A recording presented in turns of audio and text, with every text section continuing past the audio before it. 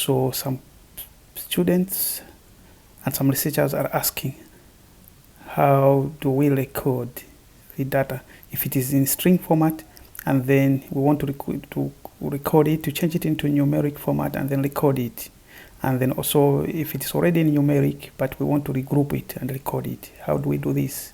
Okay, so to answer this question, I have written this do file.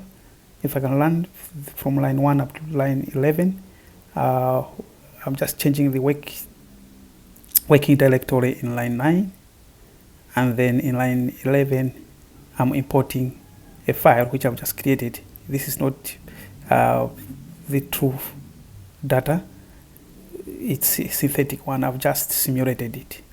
Okay, so I've called it synthetic employee data. If I run, then I go into I've run, this is the one, so it has got 5 variables and then 1000 observations. I just simulated it. If we want to see what is this data set, we go to the data editor. So I simulated like employee data. We'll go to the employee number 1, 2 up to 1000, and then sex, male, female, strings, age, we have in years, height in centimeters, and then the weight in kilograms. Now we want to analyze this data, but today we just want to see how are we going to record this variable sex, and again if we can derive a variable BMI from this height and weight, then we'll have the BMI here. How can we also record this BMI so that we view it in terms of the categorization of the BMI status, whether someone is underweight, is healthy, or is overweight, or is obese. All right, so let's begin with the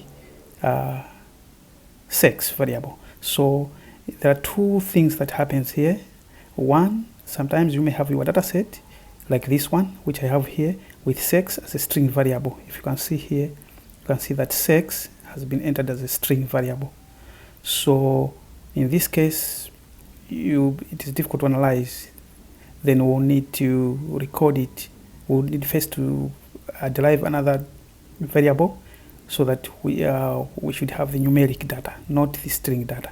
So the male can be 1 and female can be 2. So that will be the first step. So if we go to that step, but sometimes you can already have this sex in numeric, like 1 and zeros, but 1, 2, but not yet assigned the variables. In that case, it will display here as 0, 1. Okay, so in that case, you still need to record the variables so that I should know that 1 stands for male and 2 stands for female. Okay, so for this one, we have string. We'll have to change first into numeric. Let us go. So if we run, that's from here.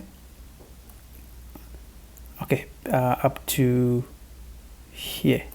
Okay, let me put it on one page. Yeah, so last time I ran up to 11. Now I'm running from 13 up to 24. 13 up to 18, here is just the same code. I'm just repeating it 5 times.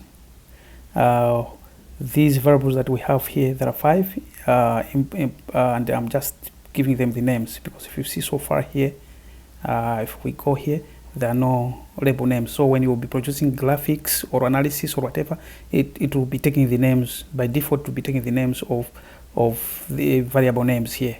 But we want the labels the way it will be showing on the results and the outputs.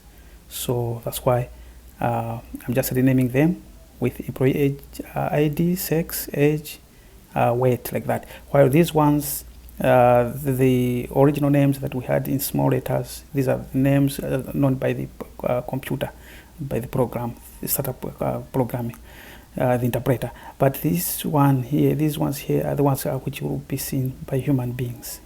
Okay, now we generate a numeric sex variable from the string sex, because the sex was here is string. So what we do is we generate in line 11 here, and then we put it before age, so that all males in sex should become 1 in sex2, and then we replace in sex2 all the females should become 2. And then in line 23 because this one now we need also to do the same as we did here from 13 up to 18. So we rename this variable as gender. And then I've just tabbed in 24 just to see what is sex2 is looking like. Okay, so if I run here, if we go here, we'll see that what we've done is we started with the, we've named the variables here. If you can see here now, on the dataset, we'll see that we'll have the names. Or even here, you can see them here. We've got the names here, and then the variable names now we have them here. Okay, and then and also we can see that we have generated this one, and we've changed it so that now, but we have got gender as 1 and 2. Okay, the labels are not showing. Okay, because you can see here, so we've derived this one. We said just after before age, so that's why it's here. Otherwise, by default, the sex2 would have come at the end, but because we said before sex, then after sex, then it comes immediately after sex here, or would have said before age. Okay, now we can see that here we have the variable names. Okay, now, but this one is 1, 2. If you can see here, we don't have the value label, so that's why it's still 1, 2. But we want to take it back to male, female, so that we display here as male and female. So if you can see, if we can use this one now, from 26 up to 32, no, actually not just 26, up to 28. So this one, maybe let me just put on one page so that we see what we're doing. So it's like this. So last time we ran from 13 up to 24, but I cannot run again because I already generated this. It will give an error to say it's already sex2 is already generated. So I'll just run from 26 to 28. So this above there, we can see that when we tab sex2, we have 1 and 2, but we're not seeing the labels male and female in the data, even in the outputs. So now we use the label define sex2. Now 1 should be male and 2 should be female. So in this case now we label values using the sex2, this one which was the gender one. Label the values sex2 with this sex2. Sex2 is the one which is the label that because this variable, the gender is the label of the variable, but the sex2 will be the label for this one, the label for the values, because we've defined as sex2. So the sex2 is this one. If we didn't want to put sex2, we could put anything here. We could put here, instead of sex2, we could put here maybe maybe gender label, or just sex label. Okay, sex label, whichever. So this is not the name of the variable. So here it means you say label values sex2 as what, using what, that sex label. Okay, but we can just use the same name, so it's fine. Okay, so if we run this one, then we'll see that now, we can see that now we have got male and female. And if you can see here, we have now on the data set, let me go on the data set, we'll see that now we have the sex2 label there. Okay, so finally, let's go to numeric variable, the variable which is already numeric, and we just want to regroup. Okay, we'll first derive from 30 up to 32. We derive the BMI using the formula from weight and height, which is here. We already know it. We divide weight, divide by height, divide by 100, and this one we square the denominator. So we divide by 100 because the height was in centimeters, so it's supposed to be in meters. So that's why we divide by 100 here to convert from centimeters to meters. If it was already in meters, this 100 would have just removed the 100. Would have been just divided by height square. Okay, now this one, the round the 00, this one is just rounding to 2 decimal places and put it after weight. You see this one, we put it before age, so which means the sex was entered before age, but now we want this one to be entered after, or just immediately after weight. So what we're saying is that just immediately after weight, that's when we'll have we want it to be before weight. So let us put it before weight, just after age and height, then we will have the BMI, or we can put after weight. But if we put after weight, there was no need to do after weight, because automatically it will go at the end. Okay, so let us maybe change to after height.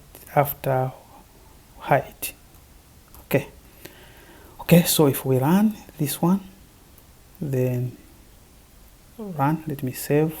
Okay, if we run this one, then we'll see that we've run, and now we'll see that the data set, if we see here, after, so I'll put the before weight, now we'll put after height. Okay, otherwise it would have come at the end. Okay, so this is the BMI, but now we need to categorize this BMI according to the categories that we have in the international standards. So that is from 34 up to the end. Okay, so underweight is defined like that. Healthy weight, overweight, and obese. So what we'll do is we'll say record BMI. This BMI, we record it, and then, but we don't want to override the same data which we have. So at the end here, I will put, this is one, if you can see this loop here, it's showing that it's one line from 35 to 36. So here they just put, it means that all this is one line. So at the end here, I'll put generate BMI2. So what I mean is generate another new variable, BMI2.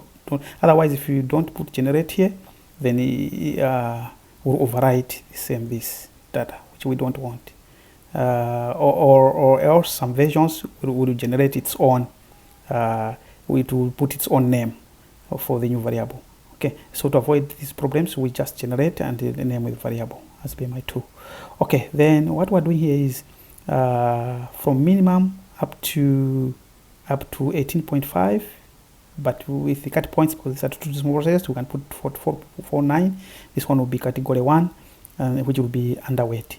Category 2 from 18.5 up to 24.99 will be category 2, the healthy weight, and 25 up to 29.99 will be the overweight, and then from 30 up to maximum. So here minimum up to 18. From minimum I would start even from 0, because we know we don't have negatives. I could put up to from 0, but suppose maybe the data had is something which has got negatives, so we just put minimum if it's everything below. Okay, but even if I put 0 here, it would have been okay. For the maximum here, if we know already that maybe this data set, the BMI may not reach maybe 90, then I could even choose here to say maybe from 30 up to 90. But sometimes it can happen, we don't know, perhaps in the data set there can be something bigger than 90 or like that, maybe an error, or if the data is not clean or like that. So to be on the safe side, we just you up to maximum to include everything. Okay, and then we label the same way we did before. We put the BMI2 and the label, and we tab it to see how it looks like. Yeah, here we go. Okay, so if we run, then we see that we have done a good job. So we can see them even the data set. If we see this one, so 85 is overweight. This one is like that. So you can see. Then we know. Yeah, that's all. So if you're not subscribed, please subscribe. Yeah, so that you don't miss the next videos. Okay, great. In this case, we know that 7% are underweight, and only 57% of the population of these employees are healthy, and 29 are overweight, and then 5% are obese. Yeah, great. So this is the end for today's session. If you've got any other questions, please you can ask on the chat. Yeah, then I'll be ready to respond. Yeah. Okay, so please subscribe, share, and comment.